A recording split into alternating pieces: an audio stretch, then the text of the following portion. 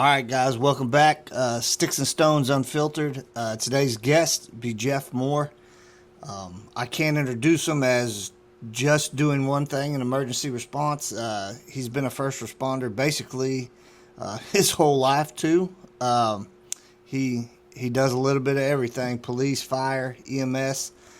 I'm looking forward to getting into it today. I know this guy pretty good, but I asked him to come on and give his story. We've known each other since, since he was born, because I was born first, so I'm a year older. So, Yeah, well, welcome, brother. I'm glad you came on. appreciate it. Appreciate the invite. Hell yeah, man. So, how's your story start? Where are you from? From right here in McAllister, born and raised, 44 years. Been here, don't look to leave. I mean, was pretty much raised in the first responder fields. From my grandma working as an LPN for 27 years in a nursing home to my mom running a local ambulance service for 23 years.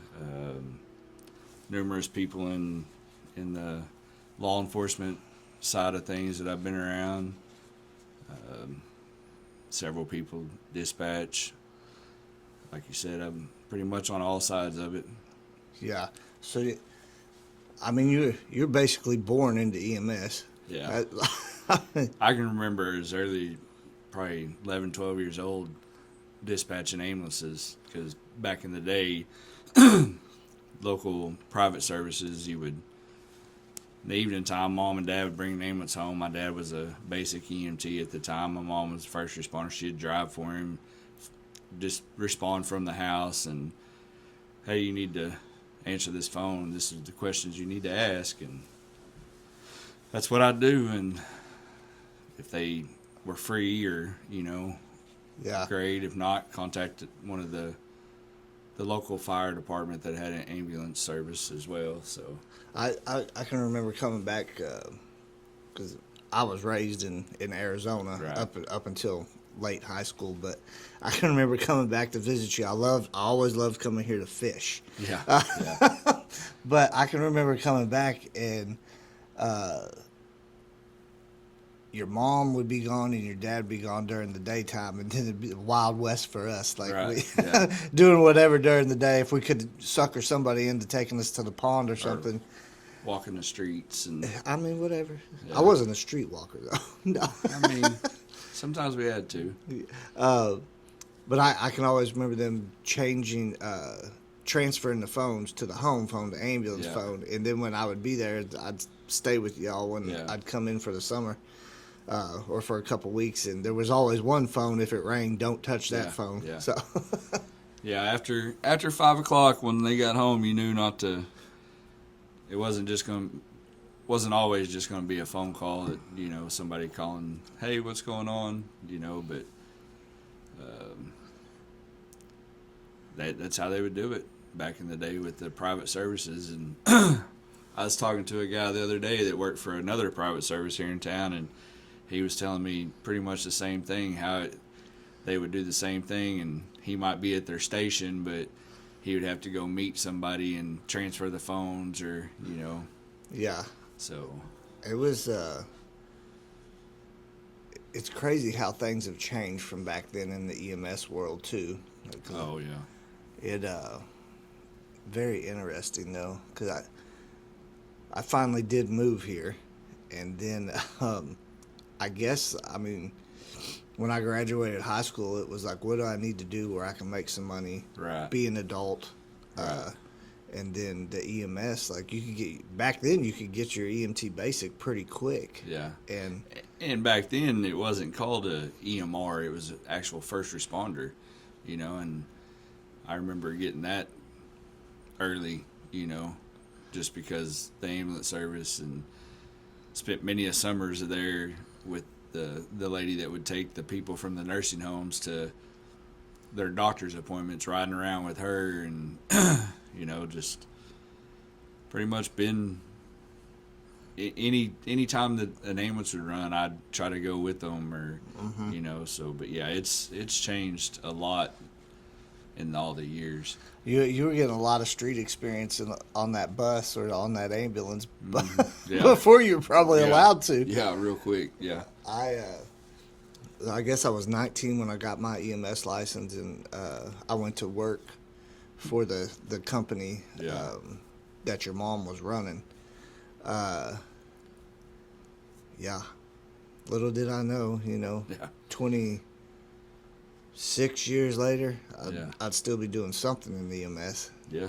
It's hard to get away from. You can't get mean- away from it. You know, driving down the road and see something, or you always want to help. I mean, Yeah, even if you're not working, even if you're not on the job, like you're still on the job. Right, like, So and a lot of people, like that I've talked to, that's no longer really in the field, they always keep their license up. yeah, You just never know when somebody might call and be like, "Hey, we need somebody for a shift," or yeah.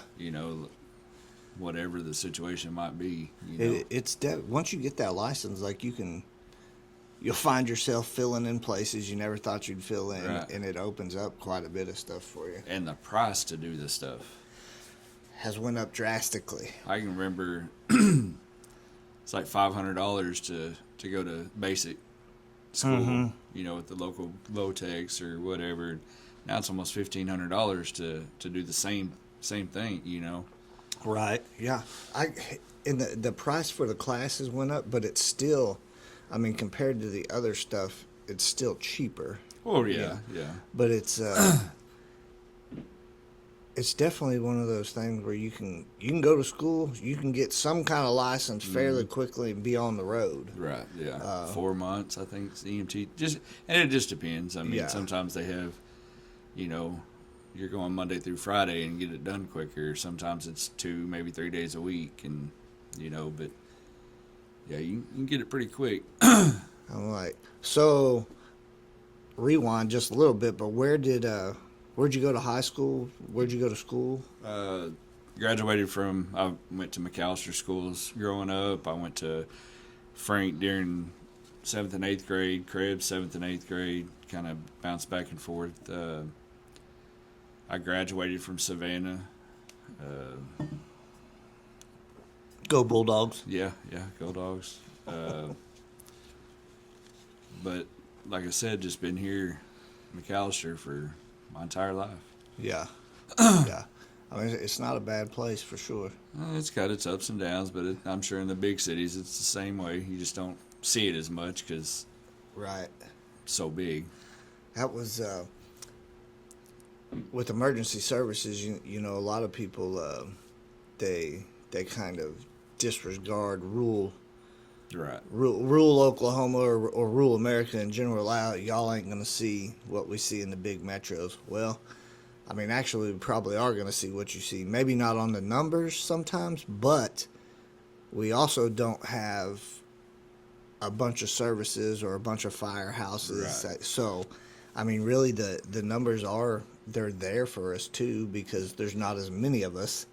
So You're going to see the same things: the car wrecks, the heart attacks, the gunshots, the stabbings, the fights. You're just not going to see it as frequent because, I mean, the population, But yeah, I guarantee if somebody can mess up in the metro, they can mess up down here for sure. I think you've proven that. I mean, maybe whatever. I mean, So we've had several people tell us both, like, I didn't expect either one of y'all to be. I guarantee it. I think one of your current bosses, I think she's definitely surprised at both of us where we're at, what we're doing. I believe she brought it up in my interview. Yeah. She was always one of my favorite teachers Oh yeah, too. yeah. She was always fair. Oh yeah, Yeah. And I mean, her classes were kind of life class. I mean, accounting, typing. Who would have thought need to learn how to type. You know, I mean, You paid much more attention to the typing than I did. I'm still a pecker. I'm still hitting it with 2 fingers, you know. yeah.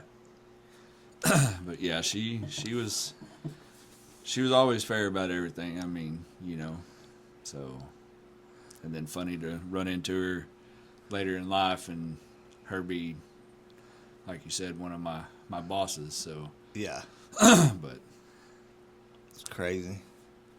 What?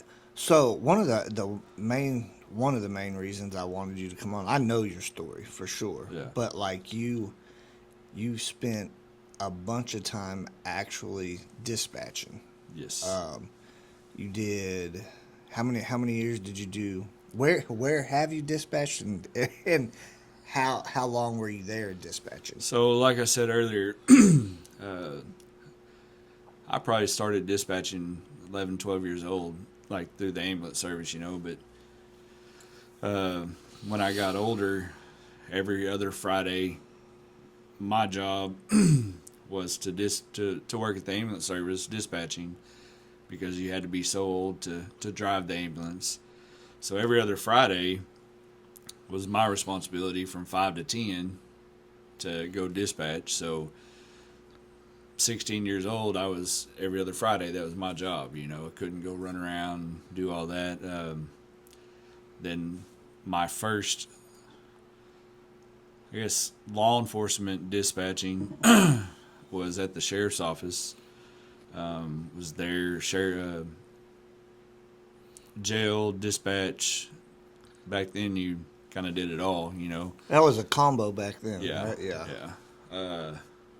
Sometimes you might be by yourself, and sometimes you might have a partner. You know, it just depends. And if something was going on in the jail, you'd have a deputy or the police department come sit in dispatch, and you go back and figure out what's going on in the jail. And then it got to where you had to have 2 people.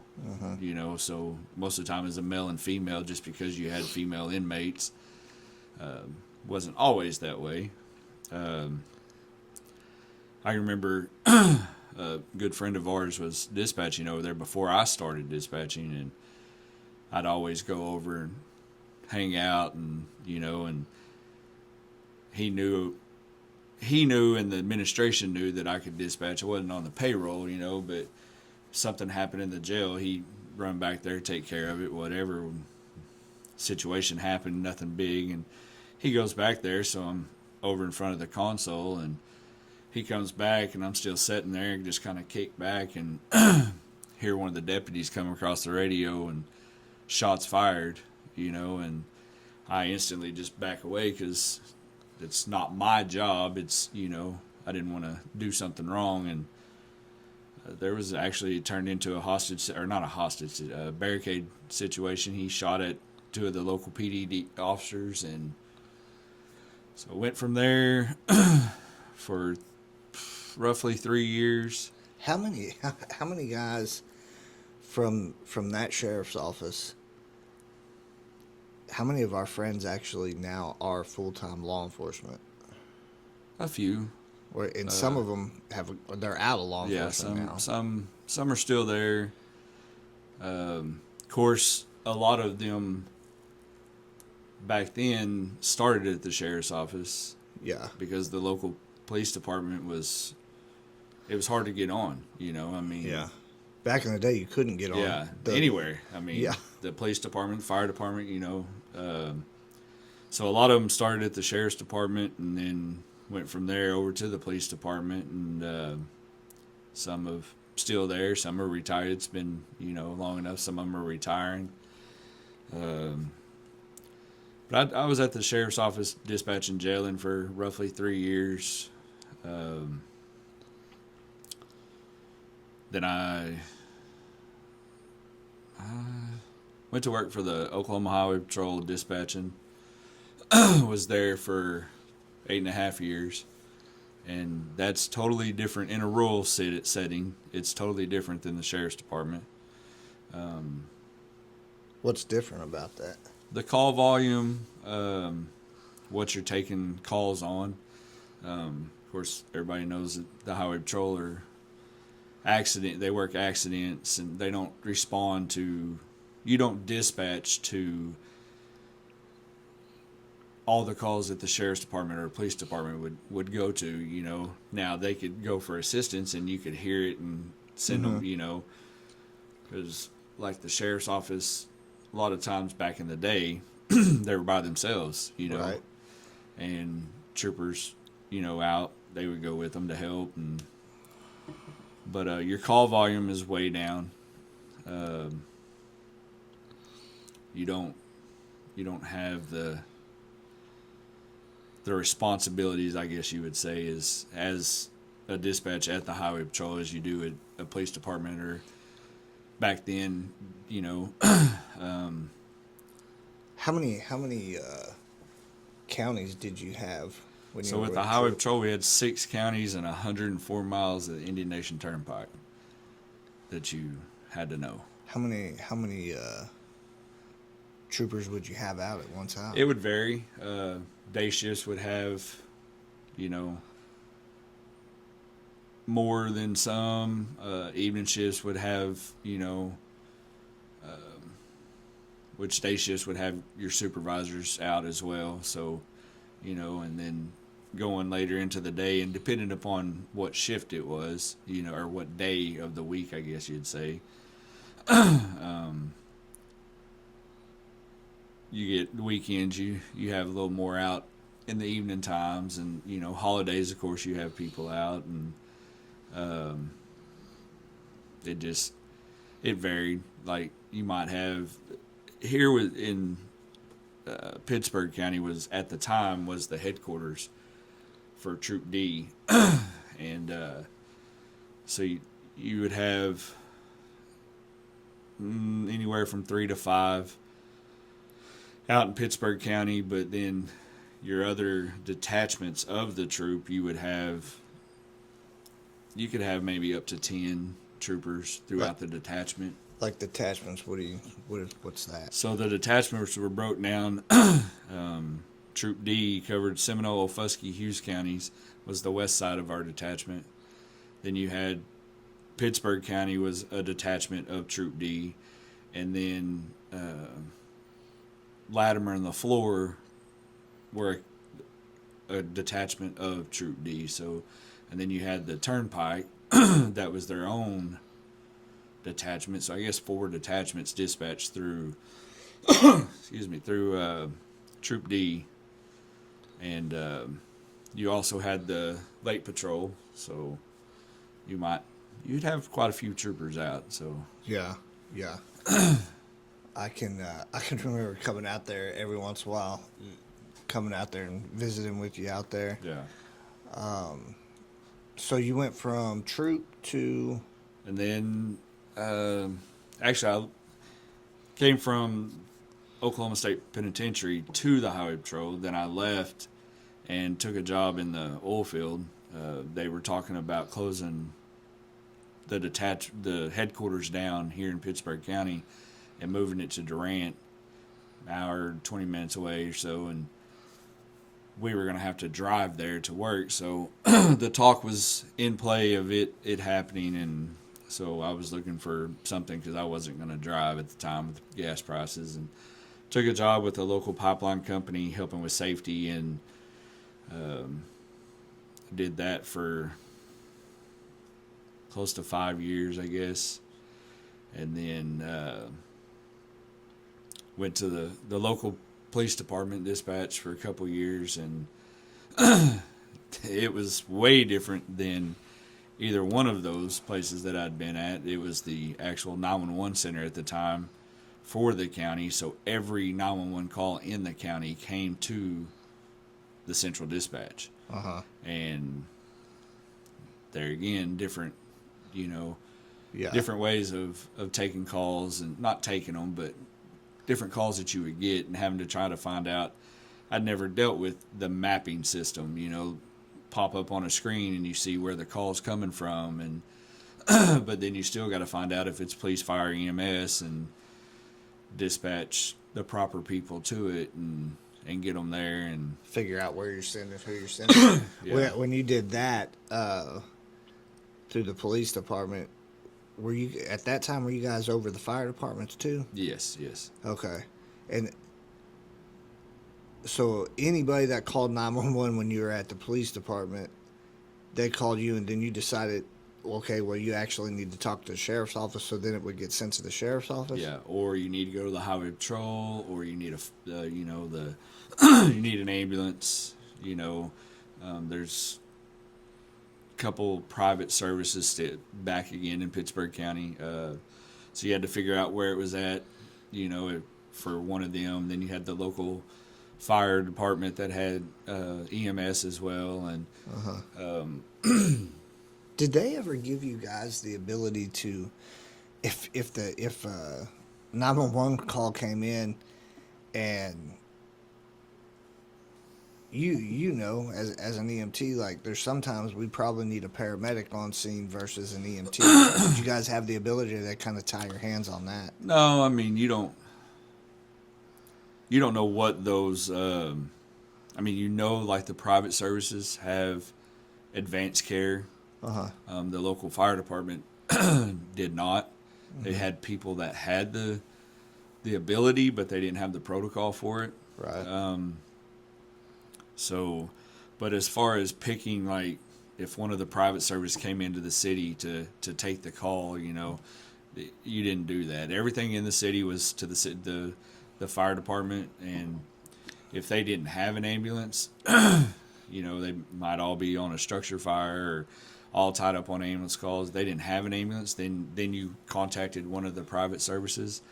But no, if they said they were having chest pains, you didn't say, Right. well, need a private service to come in because they're ALS certain. Right. It wasn't. I was just wondering because I know when there was a point in my career with the fire service when we would get dispatched,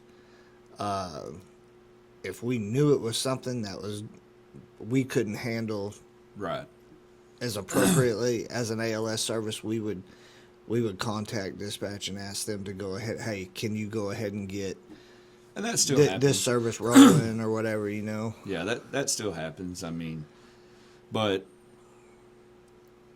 a lot of times those private services are tied up on out of town transfers and yeah. so Yeah. Well, and that's where that's really, unless it's changed, that's where the private services make their monies on those long distance transfers. 100%. Yeah. Everybody that I know in EMS, like when you get into it, you're in it for the 911. Someone just when you're getting into EMS, you think you're going to every car wreck that ever happens. Yeah. And in reality, you're going to do a whole lot of lift assists. You're going to do a whole lot of repeat customers. There's a whole lot of unexciting things that happen, but it's a necessary thing that you have to go through to hit those 911 calls. And then eventually in your career, you don't even want to do 911 calls because you've seen too much, heard too much. You're just kind of like, I'm done with that. I'll do all the long distance transfers you want me to do. Right. Yeah. And I had a partner. He was my dad's partner, and then turned into be my partner. Kind of. Anytime you would say haul somebody, he didn't want you to say that because you haul cattle, and you transported a patient. It wasn't haul, And I'm sure you probably still hear it, but he was pretty adamant about it. You're not hauling because you're hauling cattle, and I'll see him today. I think Yeah. I work for the cat now. yeah. I'll ask him. Yeah. I'll be like, hey man, I'm gonna go haul a patient. Yeah. He'll tell you we haul cattle. Yeah, if you would have told me 26 years later, I would still be in EMS in any capacity, I would have told you you're crazy. Yeah. When I left the fire department, I would have told you you're crazy. Right. But that agency I'm with now, like, they make it to where you can't leave. Right. Yeah. Sometimes it's too good to leave. Yeah, I'm like that hummingbird. If you keep that feeder full, I'm gonna keep coming back. Right. Like, even if it's bad for me, it might be fake sugar, but I'm Yeah. still coming back. Yeah. They definitely, where I'm at now, they got it pretty sweet. So. Yeah. Yeah, and like your supervisor, I mean, there's good supervisors, there's bad supervisors, and then there's just ones that's Got the title or got something. the title. Yeah, You know, yeah. and I appreciate my guy. He, especially since he's local. You know, Right, well, yeah. hell, I mean, I've I've known I've him. I've known him Yeah. for at least 26 years. I Right. mean, before, but yeah, God, he's just been around forever. Right. I mean, yeah. I've had some good supervisors. I've had some bad supervisors, and then I had some that just had the title. right. You know, that kind of they knew people and kind of got where they were, and you Yeah. know, So they might not know dispatching, but they're over it. You know, yeah. I don't know. Dispatchers don't get enough credit. Oh, And 100%. I've said that before. Like, you know, and people out there's gonna like it or dislike it, but a lot of people don't consider dispatch like first responders. But I mean, you're not actually responding to the scene, but like dispatch is actually the one that's on the phone first, that's getting all the information, bombarded with it, yeah, has to sort that shit out, and then they have to, like you were saying earlier, send fire, send EMS, send the right amount of police, you know, or who needs to go, who doesn't need to Right, go. yeah. Like, what's your thoughts on the first responder deal where, well, like you said, they definitely don't. People, it's changing. I mean, it's changing on some more towards that dispatch is the first responder. I mean, you got somebody screaming in your ear, get them here, get them here. Well, who am I getting there? You know, so. You know, if it's police, you get them police. If it's EMS, but everybody's screaming, you still need to send police. If it's a structure fire, you know, you got to find out if people are in or out and, you know, still inside the house or, you know, and so it does get overlooked. But when, for lack of better words, when shit hits the fan, everybody is calling dispatch. From the people on the streets to your officers to your fire, to your EMS, they're all screaming for their dispatch. the supervisors of all of those people. Yeah, you know, and it may not be all supervisors. I mean, officers could holler, you know. Oh no, I'm just saying even when it hits the fan, the supervisors will be calling too because they need to get a hold of dispatch Yeah. too. Like, Yeah, and you know, I mean, so when EMS goes on a call and then they start screaming, needing get us an officer here, you know, you gotta do that. And not only that, but like you may not physically see the scene, but you put a mental picture of the scene together, you know. And good dispatchers do. well, right, yeah. And that stuff lives with you. You Yeah. know, I mean, just like at the Highway Patrol, you know, all of the news media releases that go out don't go from a trooper. They may change it now. It may be that way now, but every teletype that went out, email that went out to the news media that gets published, not so much back then as social media, you know, but that does get in the papers and now in social media, that all come from a dispatcher that took that call.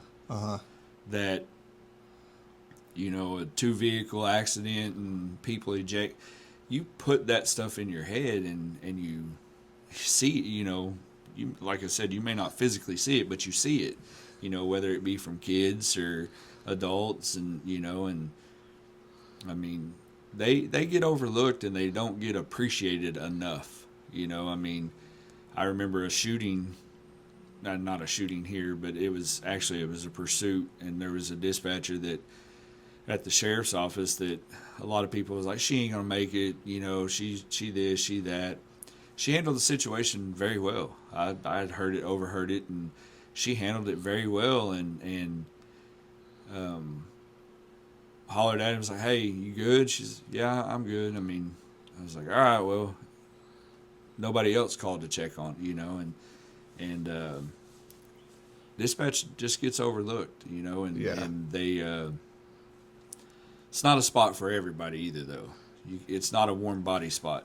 Uh huh. You know, I mean, you can take a EMT, get him his license, and advance him through his levels of, to a paramedic, and you can make that person a good or bad, I guess, medic, whatever you want to But call they it. got that license. They got that license.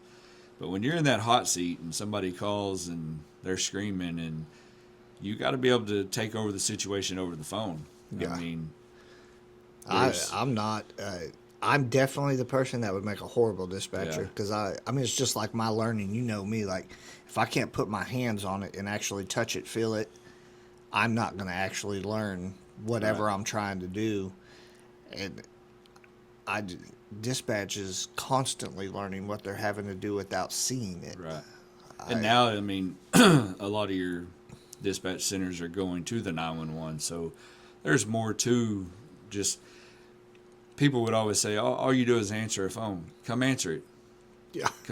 Come sit in that seat and answer it and see what it is that has to be done. Mm-hmm. I mean, you you get several different calls from the fire department doesn't like it, but the cat in the tree to, my baby's not breathing. Well, that cat in the tree call is a lot calmer than somebody screaming and saying their baby's not breathing. And Right. now what do you got to do? Right. You just going to send them an ambulance? It amazed me, like the amount of multitasking that happens at a high rate of speed in dispatch, because I can remember watching dispatchers. They're on the phone, they're calm, talking to who they're talking to. They're typing exactly what they have to put in the system right then, because that's the information you're going to get one time. Right. And in the meantime, they're over here pushing the button for the radio, getting the right people headed away. I mean, 3 different things minimum that they're doing. And talking to them, giving them CPR, Yeah. over the phone, all while, and back in the day, you had to do that a lot. It's like the 911 center, you have 2 to 3 people in there, and that was something I was not used to. At the highway patrol, some shifts we would have 2, and like I said, the call volume and the calls that you took was totally different. But then you get into the 911 center and you're having to give CPR, and you're not trained. You're trained, but you're not in the mindset of letting somebody else help. Yeah. And, if you got a good partner, while you're saying, oh, they're not breathing or whatever, you're giving off little indicators. Your partner's over here hearing what you're doing, and they're looking at your call log, and they're sending the ambulance, and they're sending the sheriff's office or whatever the situation might be, and it's a multitasking a job for sure. And a lot of dispatchers are just there for a check. I think that's like anywhere. Oh, it is. It is. A lot of people. The ones that are just there for a check, though, those are the dangerous ones, whether they know it or not. But I guarantee their officers know they're the dangerous ones. They don't like coming to work. That firefighters those, know. Yeah, well, no, because nobody. Hell, I don't want to go to work with a shitty dispatcher. Right. I don't want to go to work with a pistol that's not loaded. You know what I mean? Like, I'm not trying to show up to a house fire with an engine and no water. You Right. know, it's like Right. if you got your choice. Yeah, I think I can't remember who said it, but they said a good dispatcher will get a guy home. A bad dispatcher will get a guy killed. Yeah, 100%. I mean, it is what it is, right? Yeah. What So you said you had a baby. You walked them through delivering a baby, or walked them through CPR, or how did that roll? Back when I was at the sheriff's office, my partner and I were working. I don't remember what day, like, shift it was, but she takes the phone call and I'm doing my own thing. Next thing I know, she's handing me the phone. I take the call, and it was a grandma with her 6-month-old grandson not breathing. So my partner at the time she turned out to be a hell of a dispatcher. I mean, and somebody you really wanted there when shit hit the fan. You know, even though she was a female, she handled her own, and she froze. You know, and I mean, she was new into dispatching, and she just locked up. I mean, didn't. So at the time there was there was three private services, not really private. One was ran by the city, not in McAllister. It was an outside city, but was talking her through CPR all while calling the ambulance service, getting them to the house, and before the ambulance got there, she got her grandson back to breathing. And you know, that's And you were walking her through the stuff. CPR, telling, you know, and just kept telling her, like, just keep doing it till they get there. Keep going, and you could hear the sirens in the background, and she was like, "Oh, he's breathing," and you know, and before she hung up, she was like, thank you." I was like, you know, just Yeah. they're there. Let them check the baby, and In rural America too, like I think your dispatch level, it has to be elevated just because it may be a much longer time for that ambulance to actually. So if you don't have somebody walking them through how to stop the bleeding or how to perform CPR, how to clear an airway, you know, like if it's going to take me 20 minutes in rural America, 30 minutes, you know, if it's that extended a period of time, if an intervention's not done, if somebody's not walked through how to do it, like someone's probably going to lose their life versus in a metro where you're 5 minutes from it, right, you know. or So, from an advanced ambulance. You know, I mean, yeah, you might have 20 minutes for the ambulance to get there. You're going to have 20 minutes to the hospital, too. So yeah, if they're having to work them because you didn't do something and Mm-hmm. you didn't have somebody telling you, hey, you know, tie a string around it as tight as you can. If it is, you know, I mean. Well, you worked at Troop was the longest one you worked at, Yeah. but your what did you call it? Like your detachment or Detachments, yeah. So, I mean, hell, you were raised with some of the troopers you worked with. Oh, yeah. 3 of them for sure. Yeah. I mean, so, and some of y'all came up through the sheriff's office approximate same time, you know. Yeah. But so like you really knew your guys, local Yeah, guys yeah. real well. Yeah. But could you tell when you were on the radio, like, man, like this dude's excited, or Oh, yeah. or something's off, different, like Oh, yeah. like pique your interest, like, hey, I better be listening for stuff happening in the Yeah, you could background, tell. or- You could tell by their voice. I mean, it gets to the point where when they key up and they start talking, it may not be they're in a fight, but like you said, something's not right, and you could definitely tell. I mean, when I was before I left the 911 center, I'd actually worked there twice. Before I left, it had an officer. He was he normally worked the evening shift, and I've known him. We both have for several years, and his traffic stops, he does them the same way every time. Mm-hmm. I mean, every time. And you pick up on that. And this one day in particular, he didn't, the way he come across the radio and the way he said his I knew something was wrong. So I hollered at another unit. A lot of times they back each other, you know. And I believe he might have been out on a grant that day. And as soon as he checked out, like I said, I knew something was wrong, and started another unit towards him. And it seemed at the time a long time, but it wasn't. And he hollered for help. Already had help coming, but you learn their voices and how excited they get, and you can tell Yeah, yeah.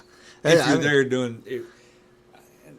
I hate saying it that way. I mean, if you're not just sitting in the chair, right, right. if you, and like I said, I mean, I've known this officer for many years. I mean, but it's not just the ones that I know either. Right. I mean, a lot of these ones that are from out of town that come in, you can tell in their voice. Right.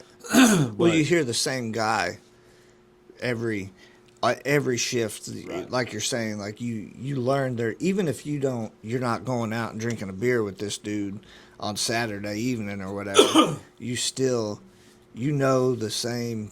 This is out of the ordinary for the same guy that you've listened to for the last year. Right. And a lot of people don't in dispatch. I mean, I've worked several different shifts, from the sheriff's office we worked 3 on 3 off, to the highway patrol you worked the typical 7 to 3, 3 to 11, 11 to 7. But the way you worked at the highway patrol as opposed to the way you worked at the police department, the 911 center, the highway patrol, you worked all 3 shifts during your 5 days. Most of us did. So you worked all 3 shifts during your 5 days that you worked. So you got to hear some of the other troopers, but most of the time you worked with the same troopers. At the police department, depending upon shift availability and how long you've been there, a lot of times after you get trained and get released, still with some type of supervision, from the shift, whoever's senior dispatcher at the dispatch, you go to hoot shift. You work 11 to 7. That's the only people you hear. But then whenever somebody calls in sick and you got to cover another shift, you hear people that you normally don't hear, so you don't know that excitement, or you don't know that voice as well. And I think after a time you should switch, honestly. I mean, you should kind of rotate shifts because you never know what shift you're going to work. Right. If you've been stuck on hoot shifts for 10 years and then all of a sudden get thrown to a day shift, but a 10-year officer that's there with you that you might have worked with for a month 9 years ago, you're not going to know how he is now. Right. And I'm not saying you bounce around all the time, but work different shifts to learn different, Different guys. Yeah, the different sheriff's things. office, I think they're like 3 on 3 off, 3 on 4 off. They rotate one day, but same with them. I mean, somebody on day shift, you might have to go in and cover their shift on your day off because of the way the schedule works. You probably don't know those deputies' voices, and so I think you should kind of bounce around to because you just never know. Right. Get to know your guys, and you might be able to pick up on something that's wrong versus. Oh, you also somehow, amongst all that, you're like a free agent. You know what I mean? I constantly, if I haven't talked to you in a week, there ain't no telling what the hell you're doing the next week, right? Right. But you managed to go to reserve cleat. Yes. And all while working. All working, and then you managed to get full-time cleat certified. Yeah. And cleat, for the guys out there listening that don't know, that's like the law enforcement in Oklahoma. So reserve cleat, it's not just they give you a badge, you're on the street. Like, you actually do have to go through so many hours mandated by the state to get your certification. And then the drawback to being reserve certified is you can't actually work anywhere full time for a prolonged time. You can only and you can only do so many hours a week. Yeah, like 23 or 24 or something. Something like that. But so you can't work as a reserve more than that. So it limits you. Yeah. So- you know, so Why did you to do that on top of EMS? You got your EMT certification. Now you're dispatching full time. yeah. So why did you? At the time, I mean, like I've always been around it. So a lot of the guys that I knew were I would go ride with at the sheriff's office.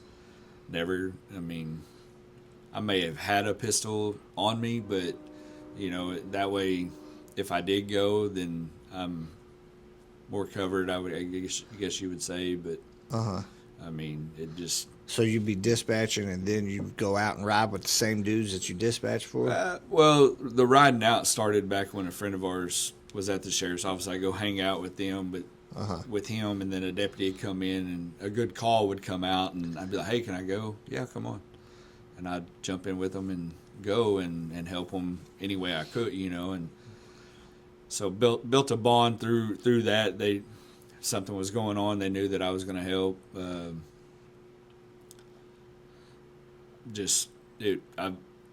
just wanted to get it, and so I Yeah. was able to. And the job I was at, I was with the pipeline company, so the evening times I would 3-4 days a week I'd go sit in class from 6 to 10, you know, to get my certification for that. And so did that and just had it in the back pocket, I guess.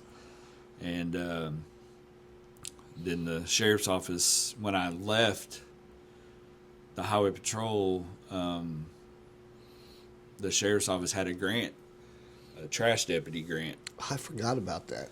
Yeah, so How many guys went through that Yeah. that grant that Yeah. are full time now? So I'd work the pipeline during the week, and then on weekends I would go over there and go patrol, you know, check dump sites and do that until it got dark, and then I'd go patrol as a deputy, you know. So on the trash grant, like explain that just a little bit for. Well, just like everywhere in the rural areas, everybody wants to dump on county roads or, you know, whatever. So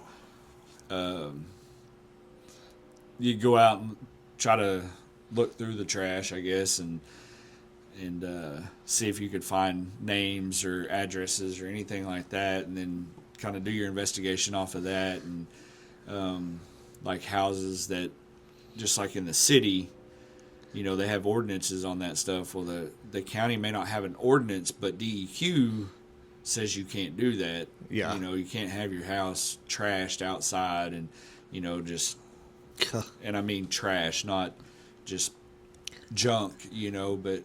One of our friends that was doing that grant when he first got into law enforcement, I can remember there was a road we'd all drive quite a bit.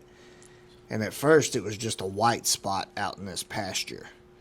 And as it went on, that white spot started to grow vertically. Yeah. And it was getting taller and taller. And then finally it was like a large hill out in this pasture. Anyways, he does some investigation, and this white hill that's out there is diapers from a mom and pop daycare center.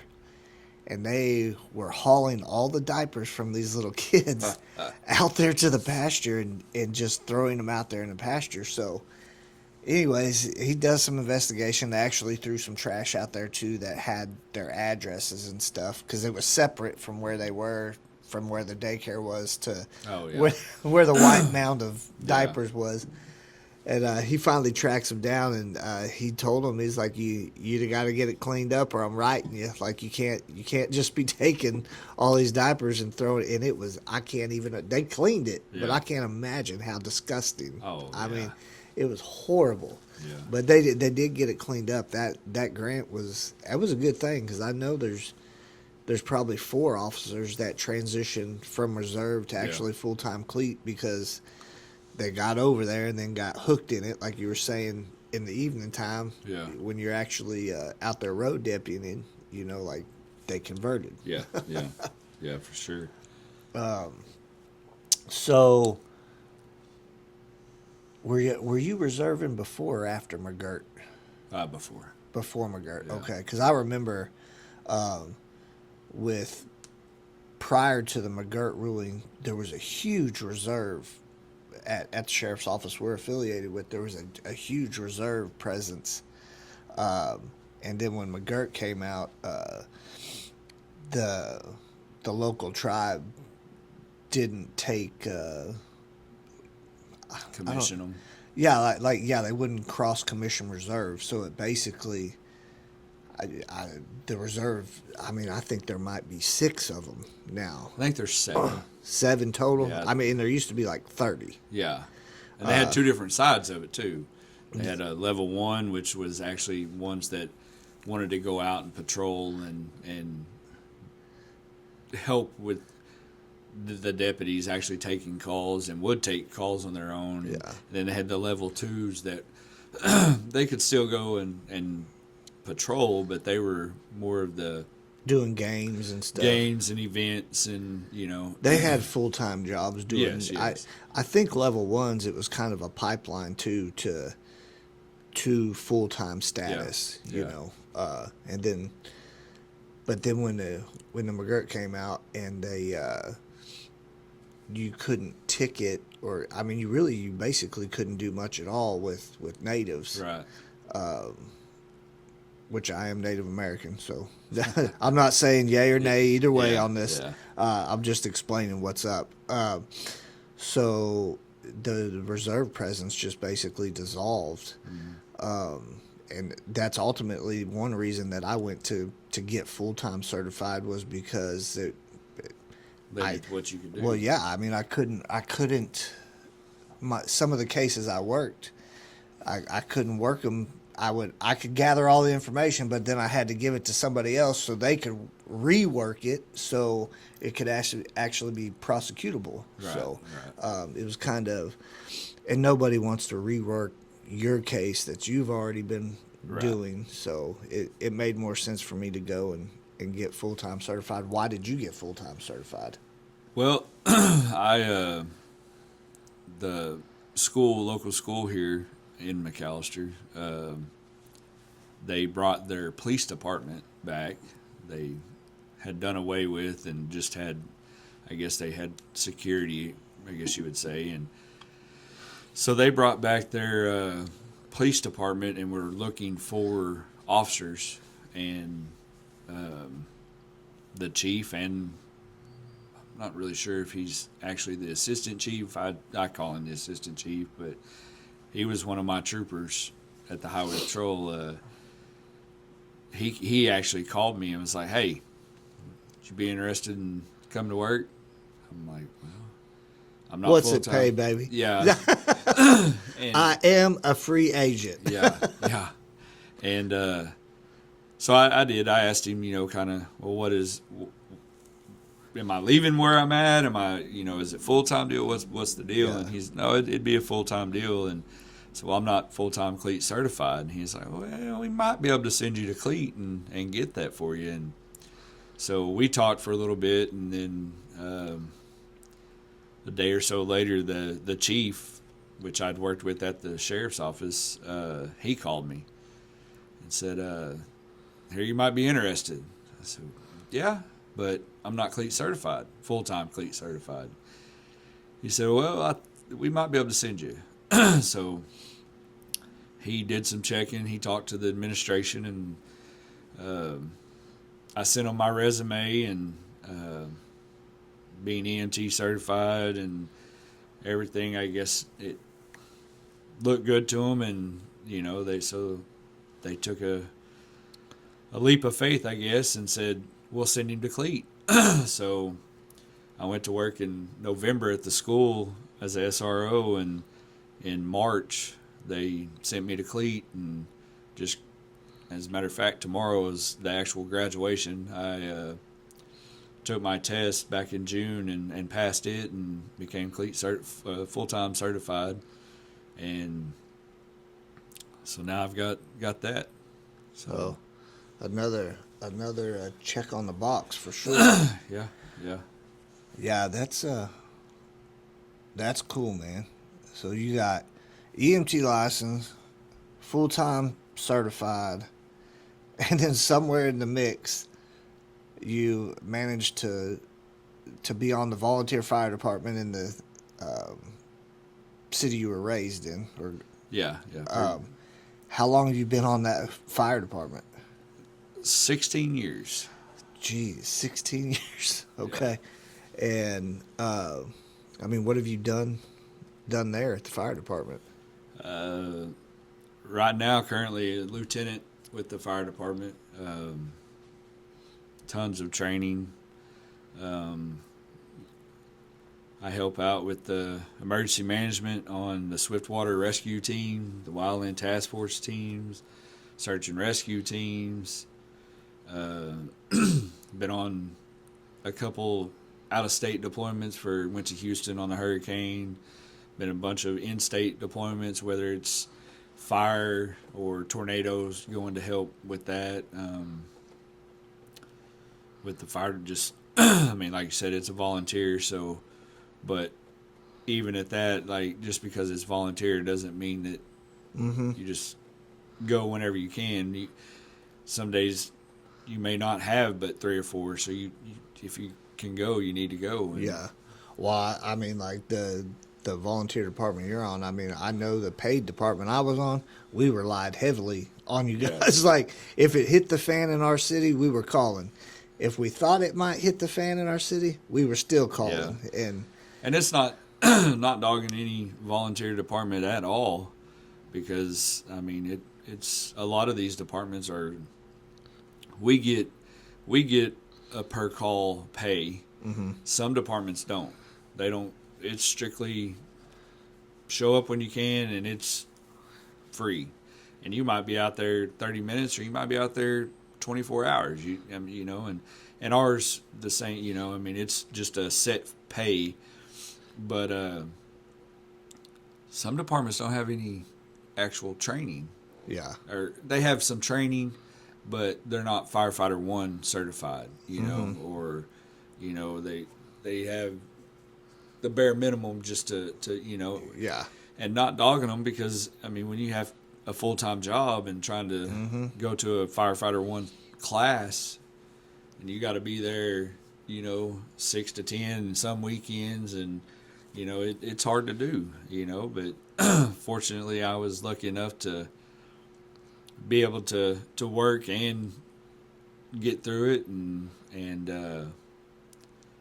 here I am 16 years later, still there, and 4 years to that retirement check, baby. yeah. Still get just as excited when the tones drop now as I did the first time the tones went off. Yeah, I mean, yeah, thing is, you're helping people at their worst times, whether it's police, fire, EMS. It may not be as, and even the dispatch side. I mean, from the little old lady that calls and set her cats in the tree, that's her worst time at that time. you know? But I mean, I feel like I'll brag on you. I don't care. Like I always knew if I had an interaction at any of the jobs I was doing, and you were actually dispatch or quote unquote communication officer, whatever everybody wants to call dispatch, I knew if you were on duty, I wasn't worried, because you would handle the behind the scenes stuff for us. Like, and the current job you're at now, I think just everything that you've done, you're so well rounded with everything that it makes you an asset. With you can handle the medical stuff, fire stuff. Like most people are good at they do one skill, Right, right. So I think especially where you're at, man. Like you got those kids. You got one school so we have 7 different schools, campuses in the district. Where my school is, I'm 2 blocks from the kindergarten school, and then we have another school on the west side of town that I'm the closest one to. So if anything kicks off, and you have the ability to roam too, right? Yeah, like yeah, you can we go can- over there. You can So nobody knows where you're actually. No, but no. I mean, you're kind of like all of us can bounce around at all the schools. If I'm tired of looking at these walls today, I'm gonna go over to this one. I mean, Yeah. I mean, but kind of, I guess the age of the kids, kind of dictate maybe where we all are. Yeah. And Yeah. the younger ones all of them were interacting with. I mean, to get away from the stigma of cops are bad, and Right. try to show them that you can actually come to us for whatever it is, Yeah. and if you just want to talk, come talk, and Right. Right. but That's one thing. Like even with this podcast, like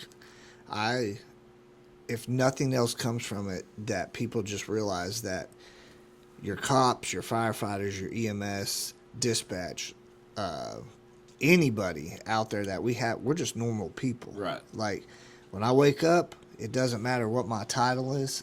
I'm getting out of bed. I'm putting my clothes on the same way that you are. Right, Like right. so, it's like there's no Superman. Like I bleed just like everybody else. Yeah. Everybody I have on here, same way. the way I look at it is, if you're trying to do any of it to be a hero, you're gonna get yourself hurt or somebody else hurt. Yeah. If you ain't in it for the right reasons, Right. you know. The hero will come, and it can be as, like I said, from getting up in the tree. I'm not getting up in the tree. I am not. I will. You're gonna heal the ladder. Yeah. I'll stand there and wait till somebody gets there. I will not get up in that tree, but I know several that will. But that may be that day. That may have been your hero call. That little kid's cat's up in the tree. Now you're a hero. Yeah. I mean, yeah. it's not a everyday hero life. I mean, Yeah. Yeah. Nobody's better than anybody. No. I mean, like it doesn't matter where you're at, what you're doing, and I have bad days just like everybody else. Right. The troopers have bad days just like everybody else. Nobody's immune to it. Firefighters, same way. Yeah. Everybody has a bad day, so just the general public just understand we're just people, Right, Like right. and I feel bad right now, especially for some of the law enforcement, because they're just getting shit on for sure. yeah. Yeah. But all it takes though is it's that one bad interaction that makes it on YouTube with Right. that police officer to put a bad taste in everybody's mouth. So it's we're just normal. We're just everyday people for sure. Well, crazy story at school. You got any little ones that just stick out in your mind? Like, No, not really. Not. I mean, I was only there from November till March, and so I haven't gotten the excitement.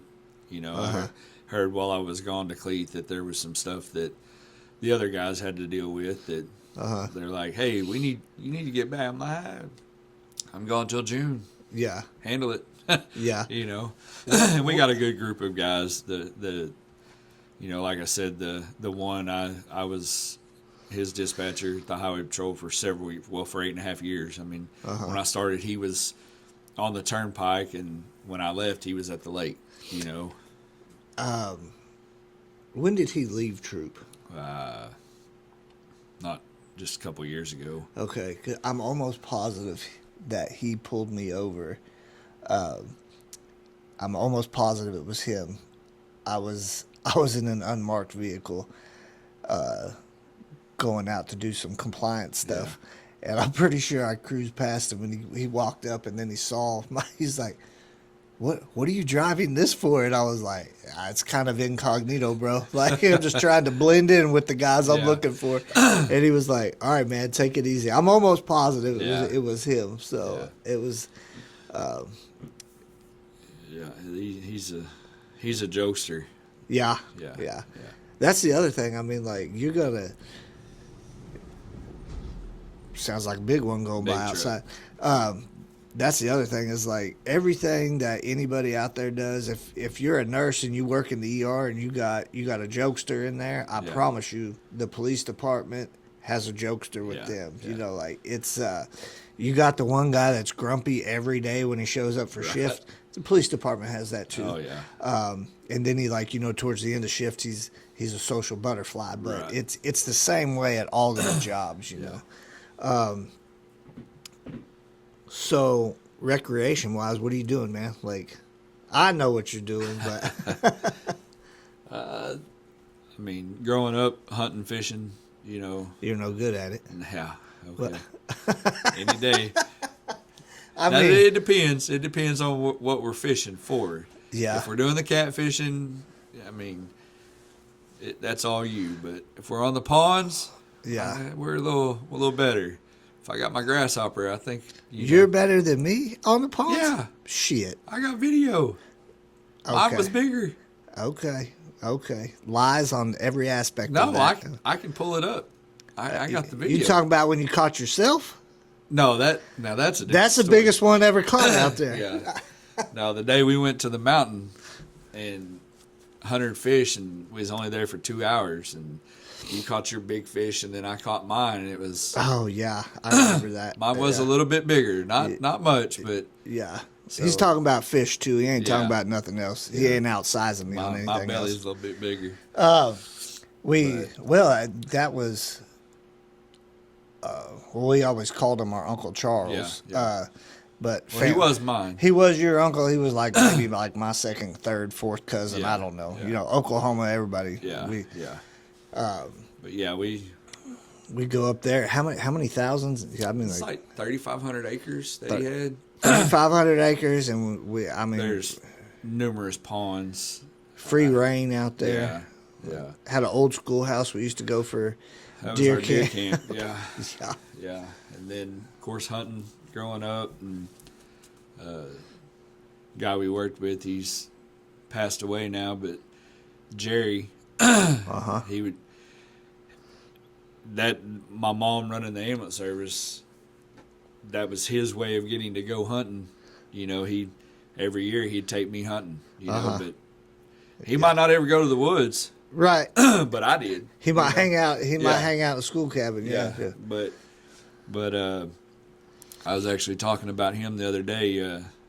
He was one hell of a driver. He could drive that ambulance. Yeah. And looking back, I mean, taking what he could do, you know, just trying to mimic it per se, and Yeah. but yeah, he would always take me hunting, and his boy would go, and we had a lot of good times. I remember one time we was up there when my grandma was in the hospital, and our uncle took us up there to go fishing. Me and you. I was visiting for Yeah. the summer. That was Actually, before I that's why moved you here. were here. Yeah. Is because she was in the hospital. You were on spring break from your school, and it was up in Kansas. I was in Kansas. Yeah. I'd went the week before, spent my spring break up there with our uncle, Yeah. and you were down here because she was in the hospital, and all the family had came in, and Yeah. we got stuck with the special uncle, I guess. Special uncle. Yeah. He And- wasn't doing nothing special to us, but No, he was. by God, he was special.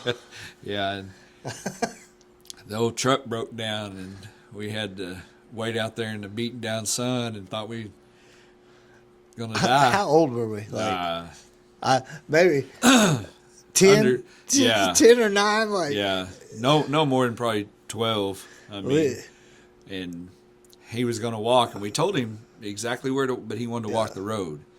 If he'd have went the way we told him, it was a straight shot right to the back door, and yeah, for it, then he gets there and takes a nap and has lunch while we're out there. middle of summer. Yeah, burning up.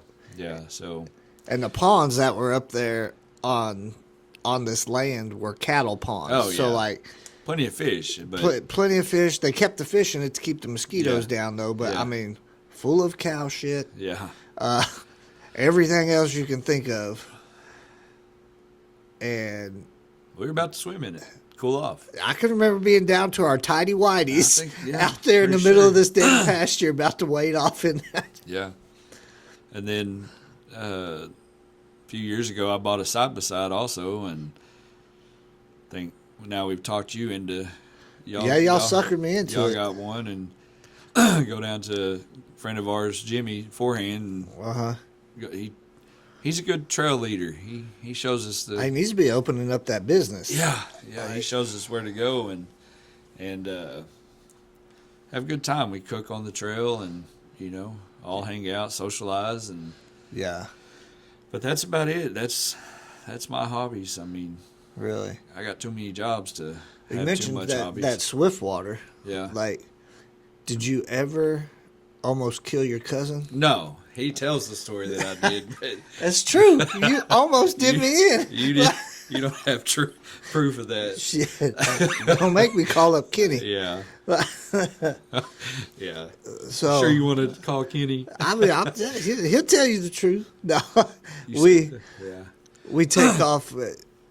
We were always known like for last minute things, spur of the moment, and okay, maybe me. You come up with these ideas last minute.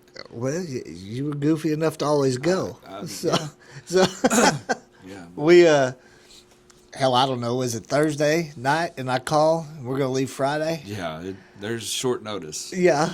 So, anyways, less than 24 hours. I'm like, hey, we're gonna go whitewater rafting in Taos, New Mexico. Yeah. And never been whitewater rafting in my life. You never been whitewater rafting. No. Kenny ain't never been whitewater No. rafting either. No. Kenny's too pretty for that. He is pretty. He is pretty. We take off up there, drive straight through. We get to a Walmart. We don't even have nowhere to stay. No, We get to no. Walmart parking lot, and it's hot when we leave Oklahoma. Yeah. We get to Taos, and it's cold. There's ice on the mountains, and then it dawns on all of us, I think, that, well, the water coming is probably from those mountains with right. the snow on it. This is about to be really chilly. We end up sleeping in the Walmart parking lot, figuring out where we're gonna whitewater raft. I don't even know how we figured that out. Google. Probably. Go eat someplace in the morning. I remember that was Yeah. some restaurant. Green chilies on everything in New Mexico. That's what I was gonna say. Pretty good little restaurant. And then we end up going. I can remember just been through that Swiftwater rescue class with That saved our lives. Tech Rescue. Yes, That I agree. saved both of our lives. I agree. Because it wasn't Kenny. No. It wasn't Kenny. Kenny stayed in the boat. He was Yeah. smart Yeah. with the guide. But Yeah. we got out there on that river. One thing led to another. We're both in the river. After the river guide told us, don't get in the river. Yeah. We both get out. Did you get in before you went around the corner? Or how did you get out of the river? I never even saw how you got out of the river. We both went to the shore in the boat.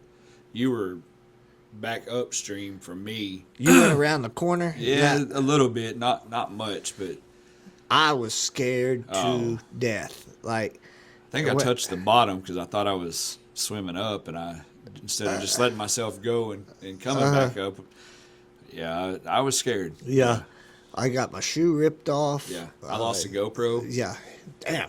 Yeah, so I didn't even get that footage. Yeah. I mean it's on there. Yeah, someone's got some real good footage Yeah. of that one. Yeah. And if you're out there and you got the footage, just send us. You Yeah. can keep the GoPro. Yeah. But The crazy thing about that though is, right after that was the worst part of the river, yeah, well, and he told us like that y'all didn't even get to the worst part. Yeah. And I'm like, what? Like, yeah, I can remember that guide coming back up across. actually, I did not make it to the shore. I made it to the boat, and Kenny was trying to pull me up, but Kenny wasn't trying to come in the river as well. And right, so right. the boat ended up going to the shore to where I could get on, and then Oh, okay. and then I think that's when you I was up on the thing when up on the But didn't you walk hillside. down to us? I walked down Yeah. when once that guide came through them reeds and he saw me up Yeah, there. yeah. I came back down there to the boat, and I remember him saying, "Well, you gotta get back on." And I was like, "How far is it to the end? I might Long just ways." walk, you know." And it took every ounce of everything I had to get back in that boat because Yeah. I was scared to death. Yeah. And then I'm pretty sure for the rest of that trip, I was real low in that boat, so I didn't come back Oh, out. 100%. I know I was. Yeah, that was Yeah. but it ended up being a good experience. It's something. Oh, you know, yeah. I tell people all the time, he tried to kill me. Yeah. But But you didn't die. the respect that I learned Oh. from, because you know, you go through that class and you're like, oh, you know, it's just swift water, Yeah. you know, no big deal. Like, I'll just swim. No, you ain't just swimming. Yeah. Like, No, it's. so I think that paid dividends. Like, a fun little recreational trip has paid off for me Oh, in the long 100%. run. Yeah. But, well, that class, it was the lifesaver. yeah. I mean, Yeah, for sure. Yeah, and that company's still up and running. Yeah. They're still, hell, I think they're teaching this weekend actually up in Oh, Gore. Yeah. But, well, man, you got anything else you want to cover? no. I mean, No. Whatever. Well, I'll ask you the last question we ask everybody, and then I'll probably ask you a couple more. But what would you now tell 19-year-old Jeff? Who's Jeff? Sleepy.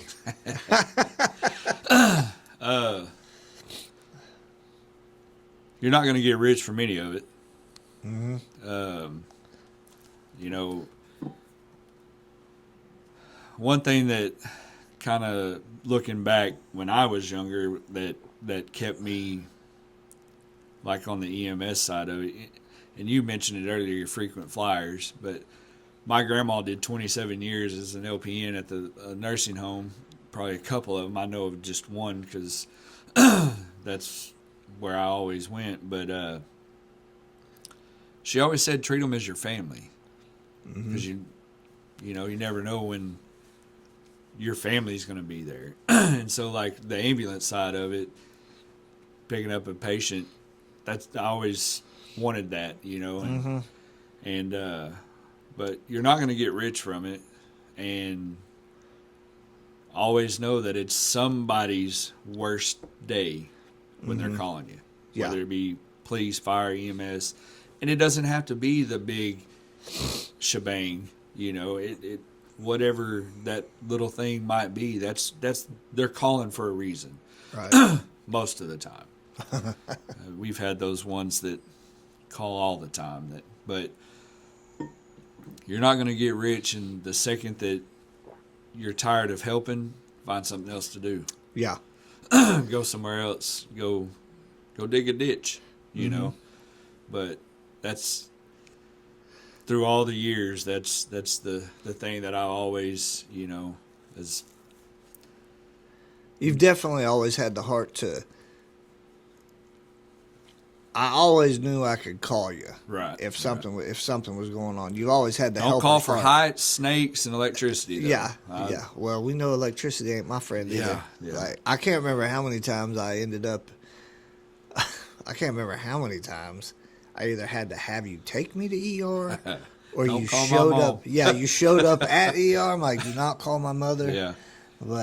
And then you always called, always ratted me out.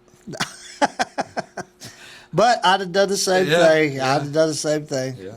But Yeah, I mean, that's what I would tell the young me. yeah, be in it for the right reasons, for sure. You know, my daughter now, she's 21 and she is in nursing school, and I never would have imagined her being in that field just growing up, but she's going to be a CRNA, and she's nursing school at OU right now, so she it's one thing I told her, like, do it for the right reason. You know, I mean, you never know when it might be me, or, you know, but treat them the same way you would treat me. you Yeah. know? I mean, your daughter, she's a nurse now, you know, Raised 2 nurses. How Right. crazy is that?